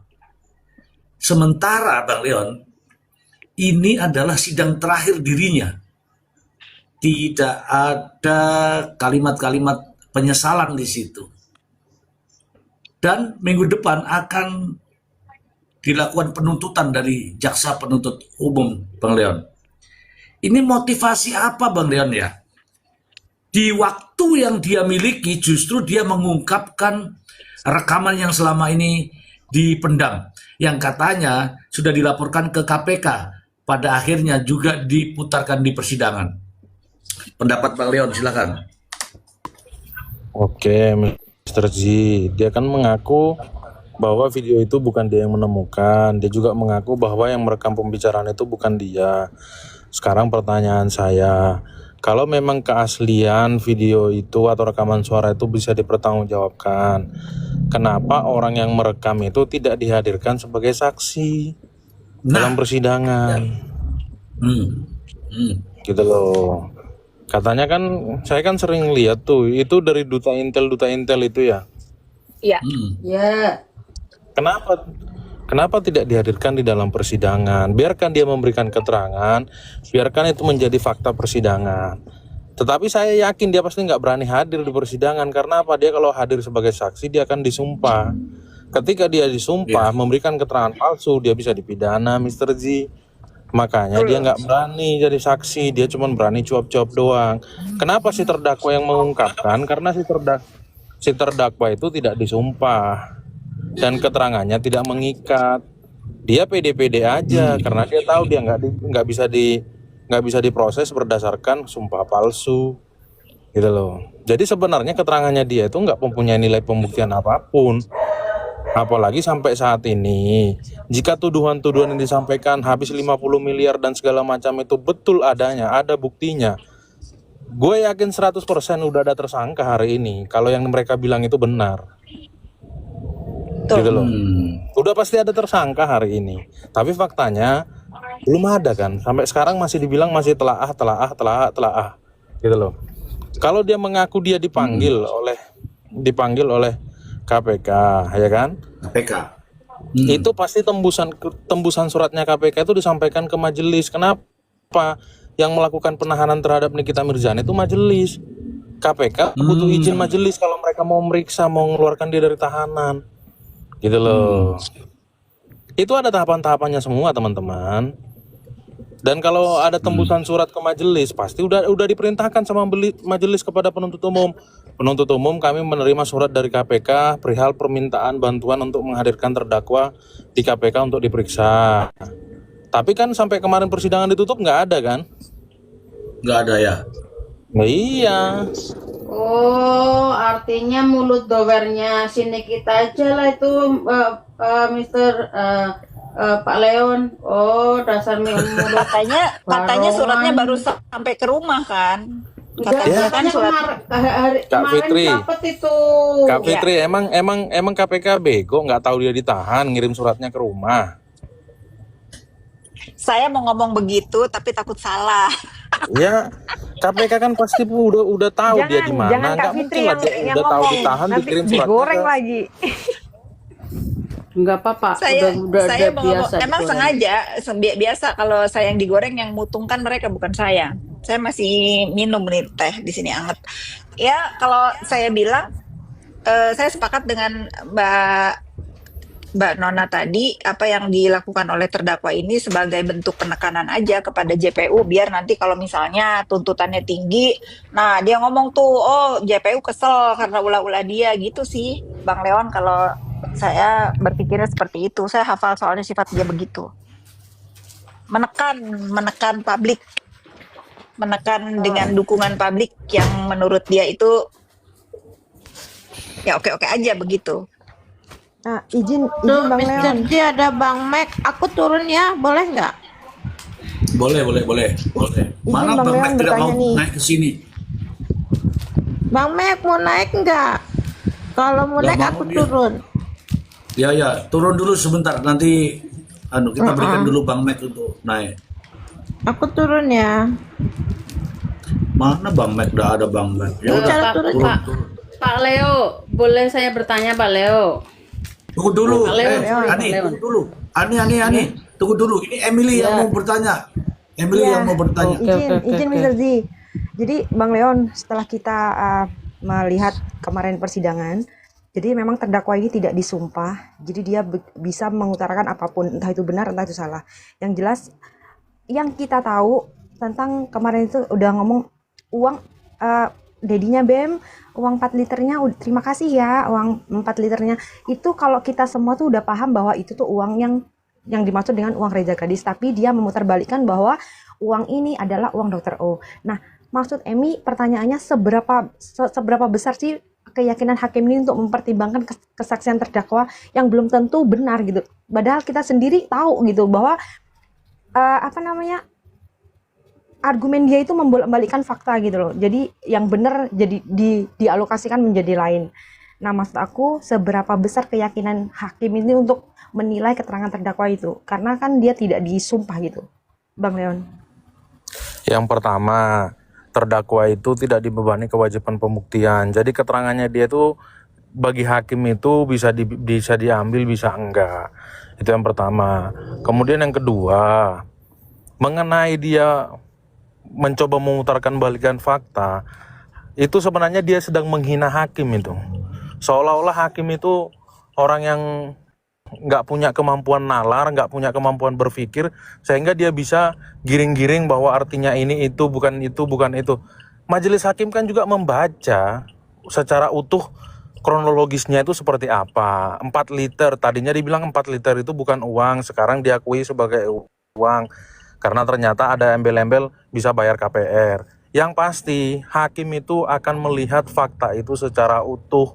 Makanya saya selalu bilang, kalau ahli bahasa menafsirkan perkataan itu kata per kata, ya akan keliru kesimpulannya. Karena kata itu ketika disusun dalam satu kalimat, maknanya bisa beda. Makanya harus secara utuh dilihat, harus dilihat konteksnya. Bukan kata per kata diterjemahkan. Gitu loh. Jadi ketika si terdakwa bilang itu bukan uang dari Reza Gladys, tapi uang dari si Dr. O, dia nunjukin nggak bukti transfer dari Dr. O 4M? Nah ya udah, berarti Sedangkan kita keterangannya tahu dia itu itu untuk membayar hanya akan KPR, bukti KPR itu memang ada dari Dr. Reza Gadis memberikan kepada KPR tersebut, tetapi dia mengalihkan bahwa itu uang endorse dia yang 4M. Itu kan nggak masuk akal gitu loh, Bang Leon. Iya, makanya saya bilang keterangannya dia tuh nggak punya nilai, akhirnya nggak punya nilai pembuktian. Karena apa? Bertentangan dengan alat bukti yang lain gitu loh. Jadi yang harus dipahami oleh teman-teman itu adalah keterangan terdakwa itu maupun keterangan ahli itu sifatnya itu tidak mengikat bagi hakim gitu loh. Nggak usah khawatir ketika ahli ngasih keterangan yang menguntungkan terdakwa, nggak usah khawatir karena memang tugasnya dia dihadirkan terdakwa kan untuk menguntungkan dia. Oh, iya. Kalau merugikan dia ngapain dihadirkan? Iya, setuju. Terima kasih, Bang. Sama-sama. Oke, Mili. Saya bantu Ada lagi? tambahkan, Mbak Emi. Saya bantu tambahkan. Hakim juga Ya, akan tambah. melihat bukti-bukti yang disampaikan dari bukti petunjuk, alat bukti lainnya ya. Dan dia akan dikaitkan keterkaitannya dengan saksi-saksi. Jadi dia tidak hanya mengambil dari keterangan terdakwa, karena dia tidak terikat seperti kata Bang Leon bilang. Tapi dia juga akan melihat bukti-bukti lain dan keterkaitannya dengan bukti-bukti petunjuk. Apakah itu berjalan beriringan atau ada keterkaitannya atau tidak gitu loh. Jadi kalau kami melihat dari orang hukum, kacamata hukum itu tidak khawatir gitu loh. Kalau memang dia menyangkal itu. Dan dia juga tidak menyampaikan bukti dari Iya, betul. keterangannya kan. Nah, jadi ya bagi kami ya itu orang hukum udah bisa membaca gitu loh. Tidak perlu dikhawatirkan. Demikian Mbak Emi. Terima kasih, Bu. Terima kasih. Itu aja yang Oke, jadi keluh kesah kita. oke. Oke, ini sekarang Bu Ani, silahkan bertanya sama Bang Leon langsung. Waktumu 2 jam. Oke, ya Bang Leon, welcome. Selamat malam Bang Leon. Welcome Pertanyaan home. pertama Bang Leon. Ada koin nggak Bang Leon? Saya nggak butuh koin Bu Ani. Saya nanya Pak Leon ada koin nggak buat saya, bukan Pak Leon yang butuh. Pertanyaannya gini Pak Leon. Dia kan memutarkan video yang kemarin tuh katanya sudah dikondisikan dan lain sebagainya. Apakah sebuah alat bukti, barang bukti, alat bukti itu kan seharusnya dicek dulu, dites, kita forensik terlebih dahulu, apakah video itu asli, dari mana dapatnya, seperti mana CPU membuat bukti-bukti yang sama, dites digital forensik dulu, dites keasliannya dulu, dari mana dapatnya. Dan siapa yang berbicara itu harus turut serta dihadirkan sebagai bukti. Kenapa yang kemarin itu tidak seperti itu, Pak Leon?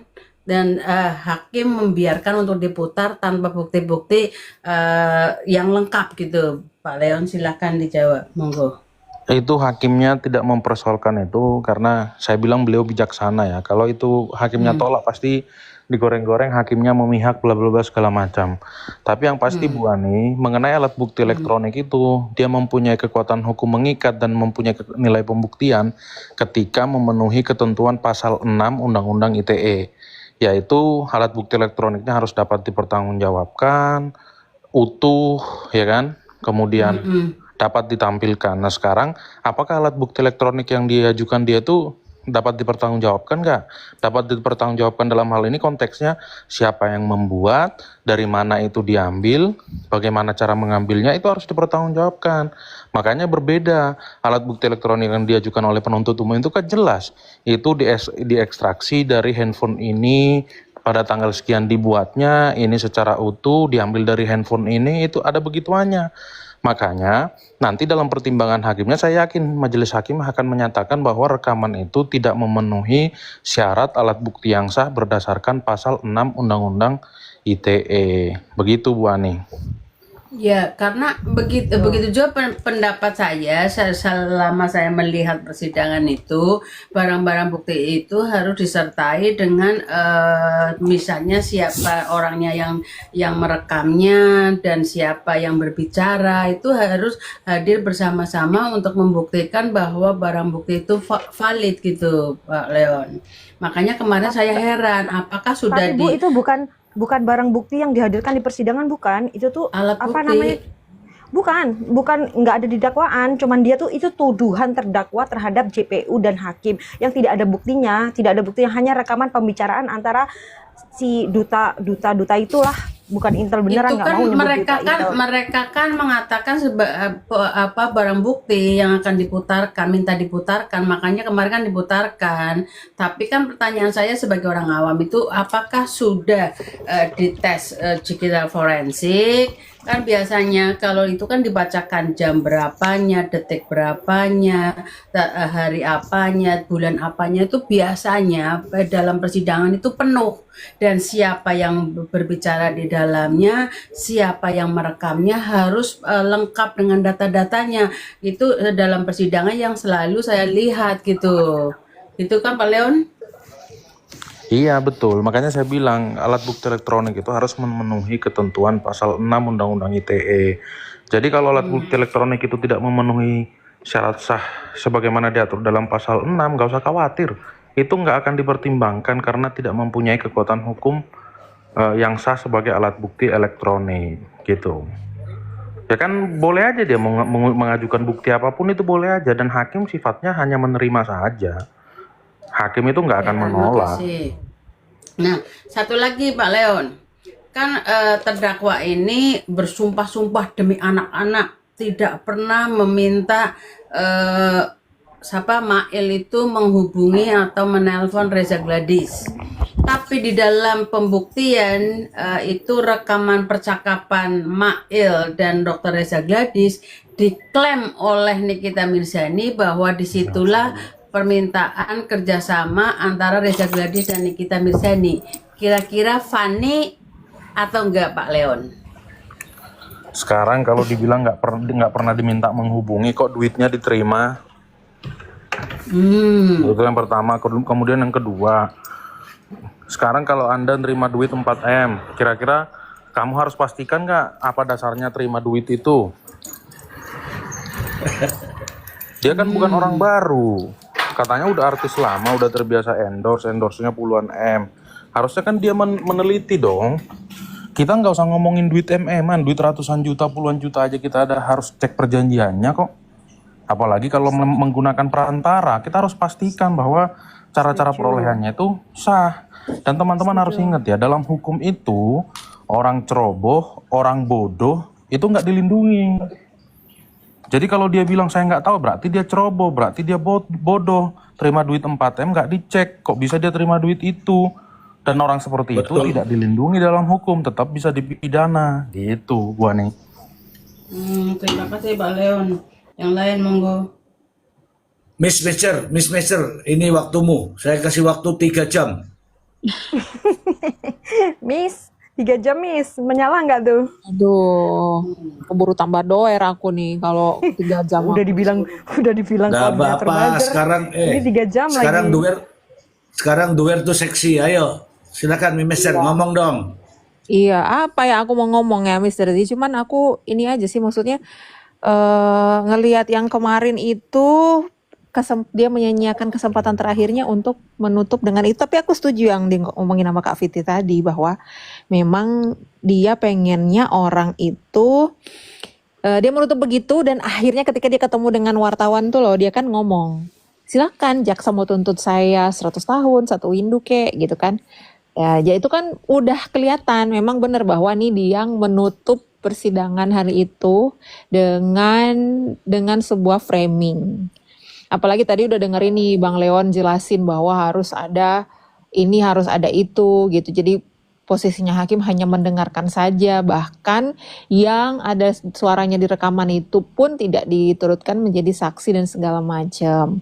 Ya itu kan udah sangat-sangat menguatkan apa ya, kecurigaan kita bahwa memang dia mau menggiring lagi seperti biasa.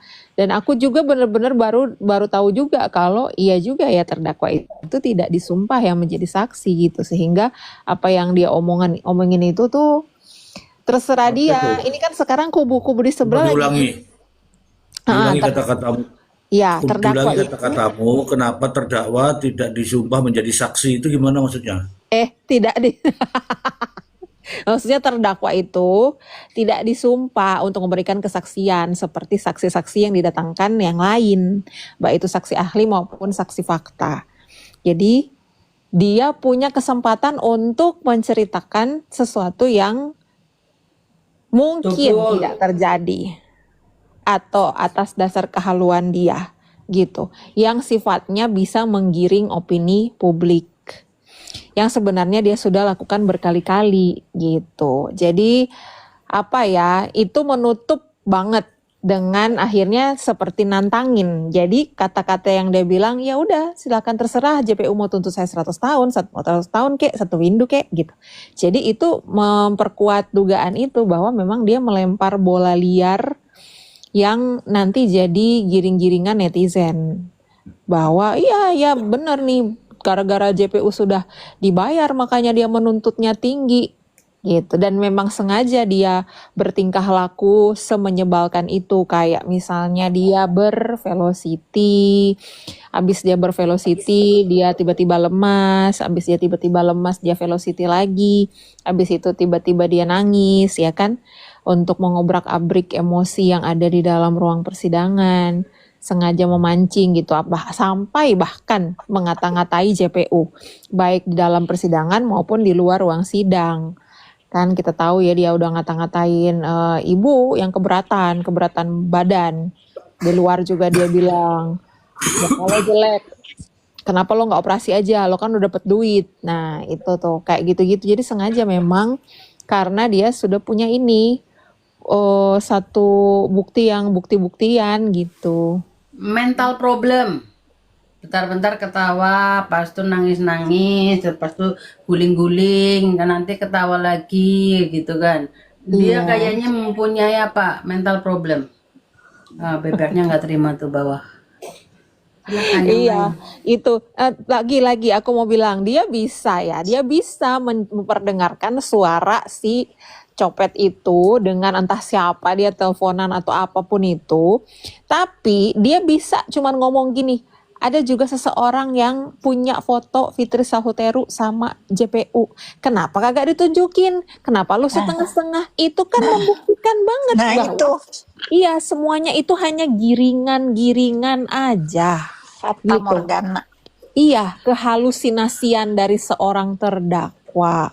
Itu kenapa dia mesti ngomong, dia bisa dengerin suara, dia mau puterin videonya Dr. Reza yang tidak berhijab, dia mau ini, dia mau itu, tapi fotonya kenapa nggak ditunjukin loh? Itu kan yang paling gongnya. Orang Kalau pengen ada lihat. foto saya Kalau itu, ada, iya. share, Nah, kalau ada foto saya itu udah dia print sebesar kantor Kejari,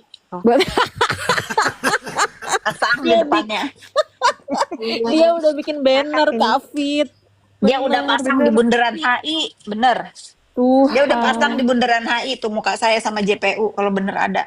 Betul, itu dia aja sih, Mr. Z yang pengen aku sampaikan.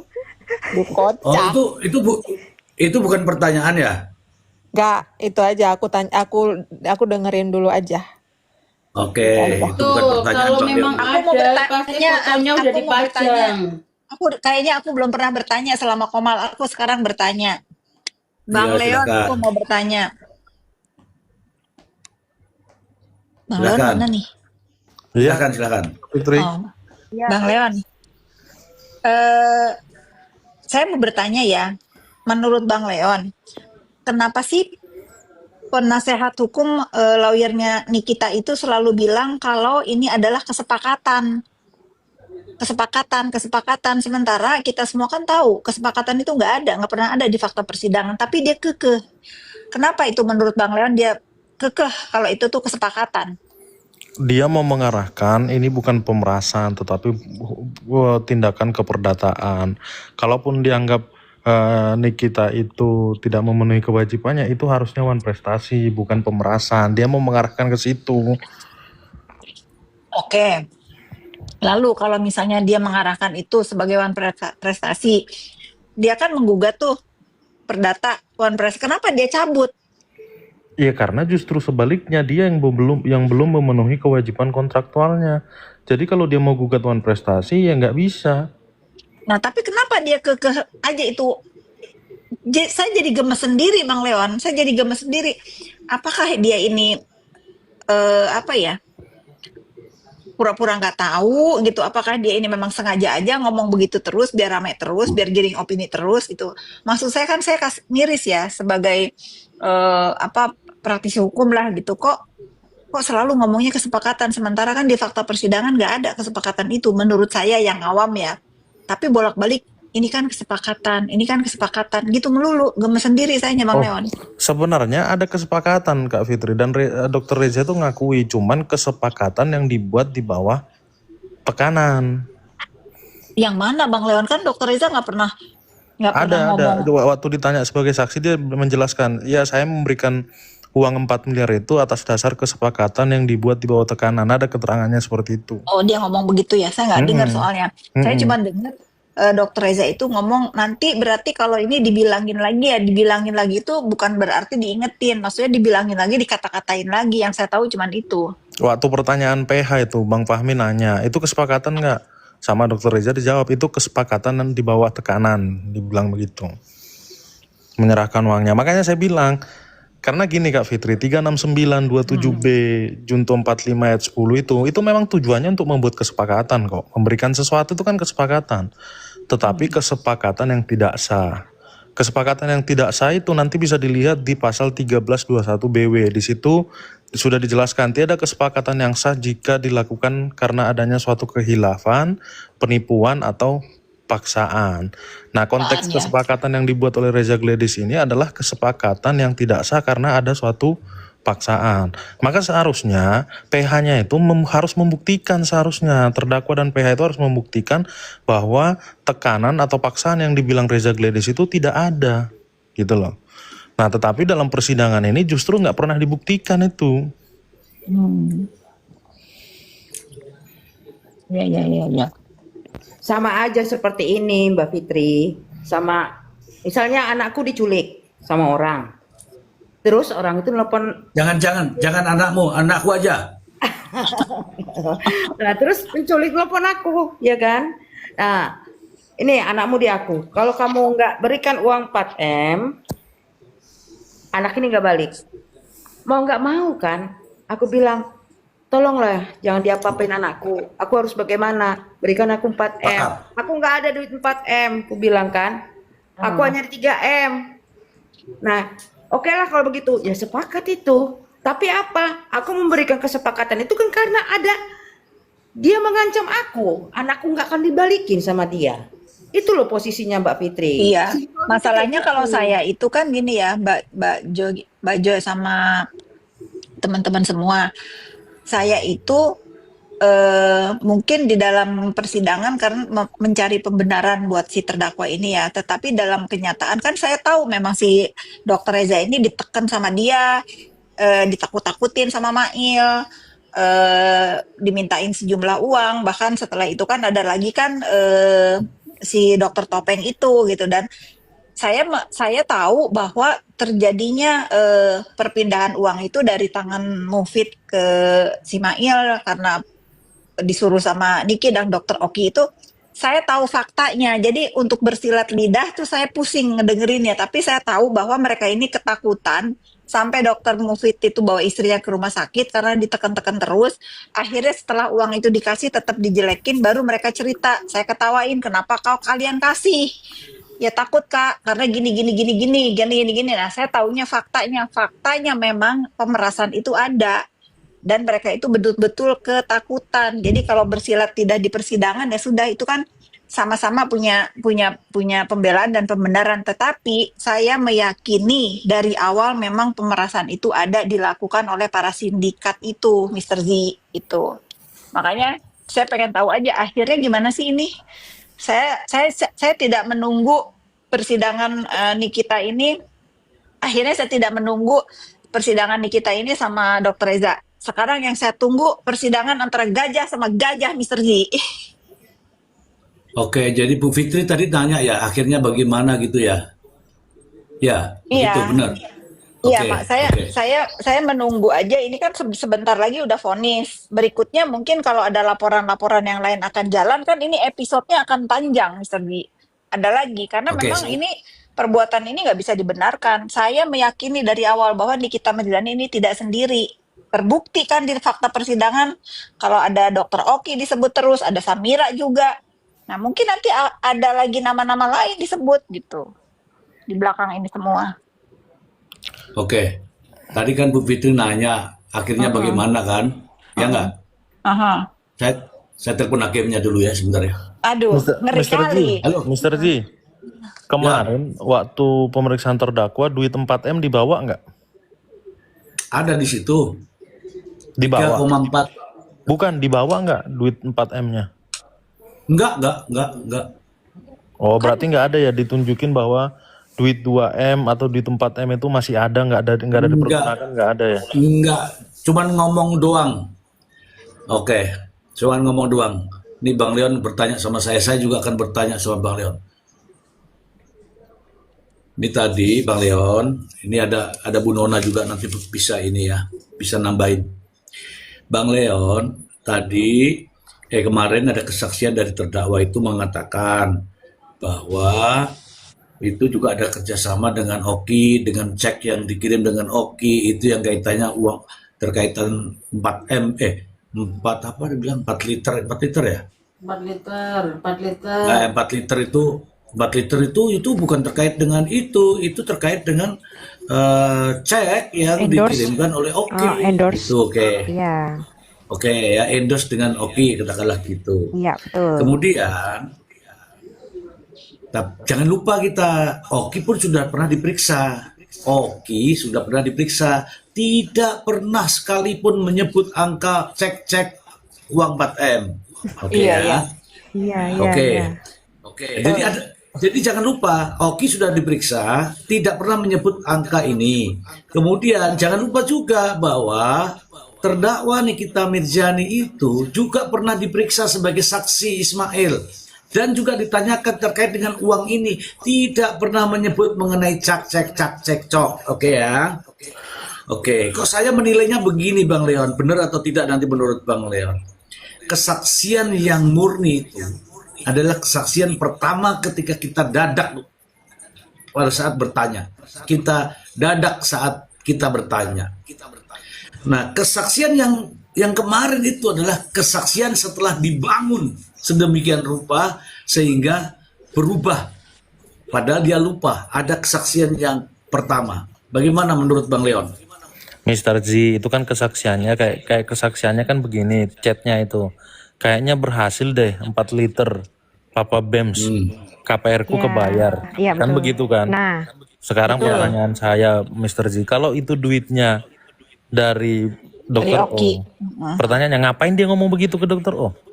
Betul. Nah, Kita main logika aja dah. iya. Itu yang Akhirnya pertama, bayar 2M kemudian yang itu kedua. siapa? Kemudian yang kedua, kalau itu dia bilang buktinya cek, pertanyaannya, ceknya itu sudah dicairkan apa belum? Kalau sudah dicairkan, kok ceknya masih ada di dia? Nggak sinkron ya. Nggak Loh, kalau ngomongin cek masalah dicairkan kan dicairkan. ceknya diambil bank.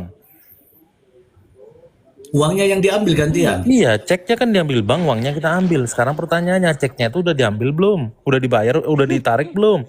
Kalau udah ditarik, kok ceknya ada di dia? Iya juga ya bang. Nah, Bener. Itu oke untuk ya, untuk itulah. menguji Ada nggak pencairan kesaksian-kesaksian itu 4M? begitu. Ada nggak pencairan 4M dari Oki itu ya di rekeningnya? Makanya tadi saya tanya Mr. Ji, ada nggak dibawa duit 4M dikembalikan? Nggak ada. Kalau nggak Nggak ada, ya ada. kita nggak bisa menerima keterangannya dia tuh secara kita terima-terima begitu aja tanpa kita analisis gitu loh. Oke. Tuh di bawah sip. bilang cerdas bang Leon, cerdas katanya ya. Iya Nah, benar, itu kita nggak mikirin ke teman-teman situ. ya, kita di sini itu pakai logika dengan fakta-fakta persidangan.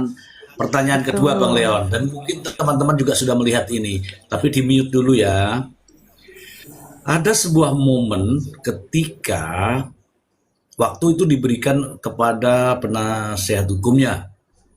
Momen itu cukup lama, bermenit-menit. Saat ya, semua kuasa hukum, semua penasihat hukum mencari sesuatu yang di atas meja, ditumpuk di atas meja hakim pun, itu momen yang lama. Momen yang lama itu Bang Leon. Dan saya curiga ada sesuatu yang dicari. Apakah itu yang dicari itu saya tidak tahu. Tetapi nampaknya keempat penasihat hukum itu mencari. Bahkan terdakwa sendiri yang duduk di kursi depan hakim itu akhirnya juga ikut berdiri dan mencari. Mungkin Bang Leon bisa memberikan argumentasi terkait dengan hal itu.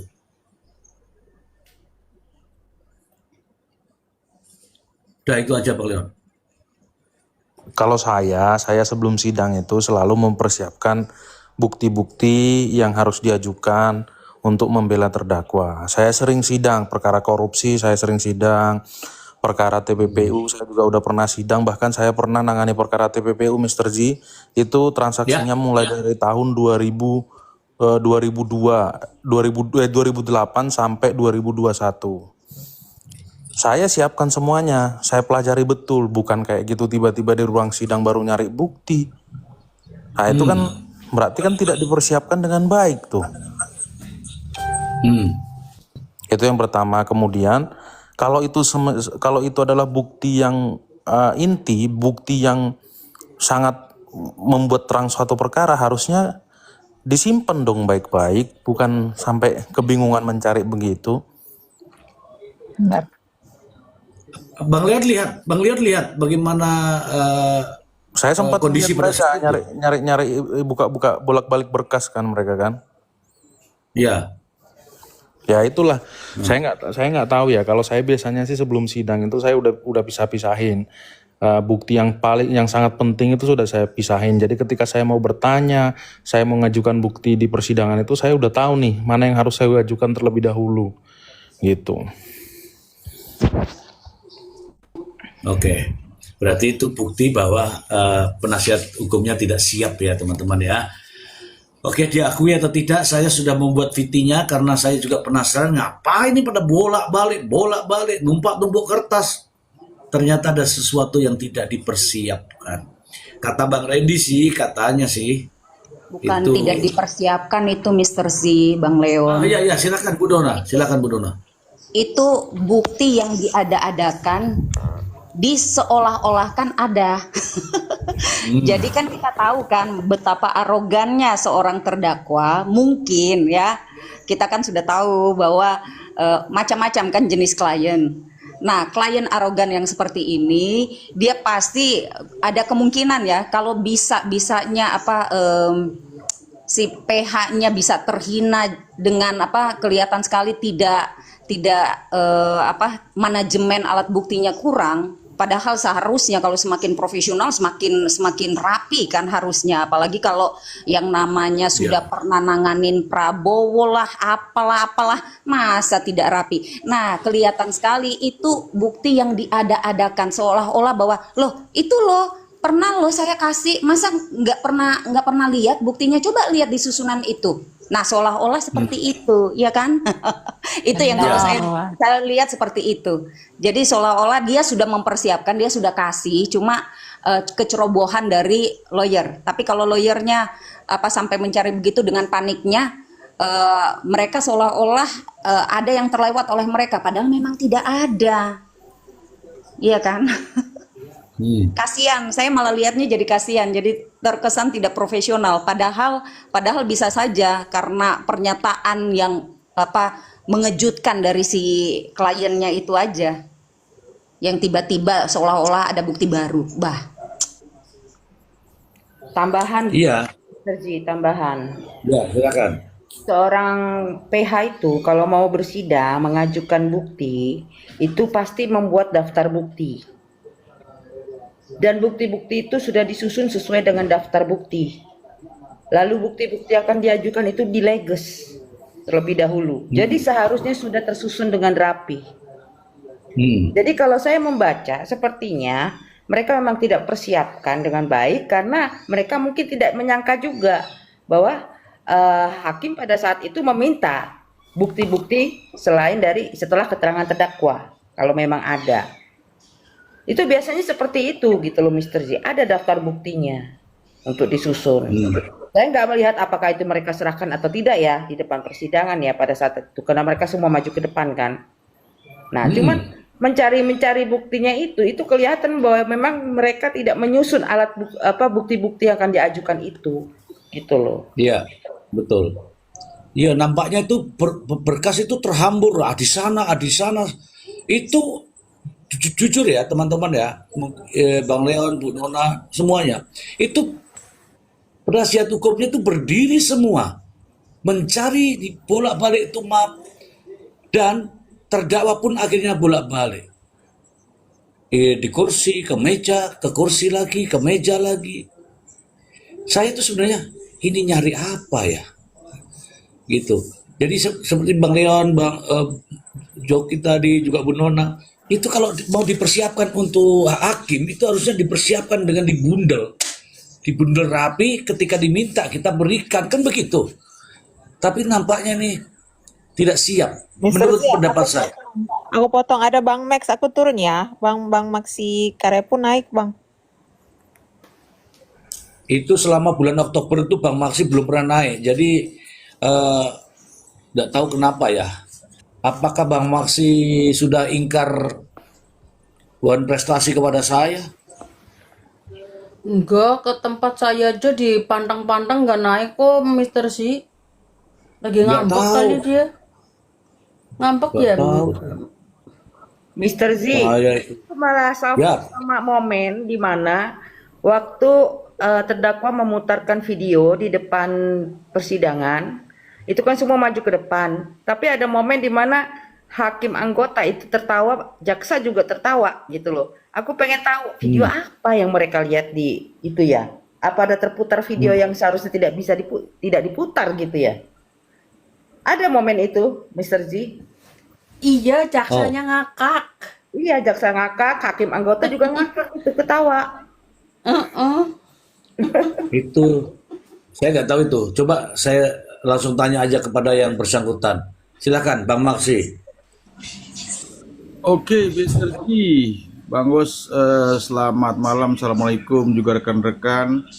Mbak Orentur, Mbak Ani, Mbak Joki, Bu Nona, Mbak Fitri, Bang Leon, Horas. Selamat Bang Maxi, malam. lama tak bersua Bang. Saya Mana aja Bang Maxi, ditarik-tarik nggak naik-naik. saya kadang lagi di kantor, jadi nonton aja yang penting, Bu Ani, ya kan? Tapi kayak Bang Leon. Ya, Bang Hos. Ya. Saya sedikit banyak tergelitik, bukan sedikit lagi. Kok dibilang seperti yang disampaikan tadi teman-teman, terutama Mbak Fitri, yang dibilang kesepakatan itu loh, Bang Hos. Bang Hos. Oke. Bang Hos, makanya saya gemes tadi, Bang Len udah sampaikan tadi ya, bahwa mereka ini yang para terdakwa ini melanggar pasal 1321 KUH Perdata. Jadi kesepakatan yang cacat karena ada unsur paksaan. Saya mau bacakan sedikit, Bang Hos, izin Bang Hos, biar saya baca ulang. Boleh. Dakwaan ada di poin di tanggal 14 November. Ini teman-teman udah paham semua sebetulnya. Cuma saya mau ingin bacakan. Jadi, Bang Hos, percakapan antara Reza Gladys dan Ismail ya. Yang pada pokoknya Ismail menyampaikan bahwa, lihat kalimatnya ya, santai. Dia menyatakan kepada Reza Gladys kan, santai. Mail juga sebenarnya ngomongnya nggak enakan. Kayak manusia dok, kalau mau ditutup mulutnya pakai apa? Nah, dia sambung lagi, pakai uang gitu aja sebenarnya. Jadi dia ngomong ini grogi sebetulnya. Bentar. Bang Ji, kan dia bilang kayak manusia aja nih. Kalau mau ditutup mulutnya harus pakai apa dok? Pakai uang dong. Gitu aja sebenarnya. Lah. Kemudian dia bilang, aduh, saya nggak enak nih loh dok. Nggak enak banget bicara soal nominal kalau di telepon. Oke. Jadi itu jelas. Lalu disampaikan di sini, paling penting nih, Mr. J. Ini, bentar. Dia bilang, jadi kalau misalnya Dokter Reza pengen Nikita tidak speak up, maka Dokter Reza harus tinggal ngasih uang, diperjelas, uang 5M. Itu aja. Clear ini ya. Lalu dia tambah di sini yang bikin takut lagi, yang saya mau bisa unsur tadi paksaan ya, tekanan ya. Lalu pada poin berikut dia ngomong, pokoknya dok, kalau udah masuk postingan Niki, atensi bertabur bintang. Karena akun terdakwa Niki ya, itu disorot banget sama petinggi-petinggi. Ini clear ini. Percakapan di 14 Oktober 2024 itu, Bang Os. Makanya saya mau katakan gini. Ini kan kasus viral, kalau kita mau kalau kita mau tarik ke bawah lagi ya, pada saat di penyidikan. Penyidik Polda Metro Jaya tidak akan berani kalau itu unsur-unsur tidak terpenuhi. Artinya bukti yang cukup, Bang Leon. Tidak berani dia, penyidik. Karena apa? Prinsip penyidik, apalagi mereka udah belajar dari sebelum-sebelumnya ya. Prinsip penyidik sekarang, kalau unsur terpenuhi, dia langsung cepat. Justru harus cepat sekarang ini mereka. Tapi kalau tidak terpenuhi, cepat SP3. Nggak boleh lama. Itu. Jadi kalau mereka bilang itu kesepakatan dari proses di penyidik di Polda Metro Jaya, nggak akan masuk itu barang ke JPU P21. Nggak berani penyidik Polda apapun ini. Karena apa? Ini kasusnya viral. Kecuali nggak viral mungkin bisa ada potensi. Viral ini masalah dari awal. Nggak berani. Makanya saya sempat tegas menyatakan, walaupun NM sudah ditangkap, tapi dia wajib saya bilang, wajib dianggap tidak bersalah sebelum ada putusan pengadilan. Saya tekan di situ kalimatnya. Tapi masih di penyidik, Bang Mos. Jujur aja. Karena prinsip saya kalau sampai dia tidak terbukti, tidak punya bukti yang cukup, SP3. Bos, itu harus wajib itu polisi, nggak sembarang. Jadi kalau mereka masih berbicara soal itu, berarti kita mundur. Kemudian pertanyaan besar lagi, kalau mereka yakini itu betul-betul tidak ada unsur pidananya, itu betul-betul kesepakatan, maka mereka wajib untuk prapit. Bukan begitu, Bang Leon? Bang Leon, kenapa waktunya mereka tidak melakukan prapit, pra peradilan ya, biar teman-teman tahu? Ada apa? Berarti ada keraguan dari mereka. Kenapa baru sekarang? Itu, Pak. Kalau kita bicara soal ini ya, teman-teman, ini bicara kita sebagai lawyer. Tanda tanya. Jadi kalau saya katakan kesimpulannya, Mr. G, udahlah, ini tinggal tunggu aja. Kita sih tidak dalam rangka untuk tendensi kepada terdakwa. Kita bicara berdasarkan seperti Mr. G bilang, saya mau kutip kata-kata Mr. G, berdasarkan fakta-fakta persidangan yang sesuai dengan isi dakwaan. Itu aja. Demikian, terima kasih Mr. G sementara ini.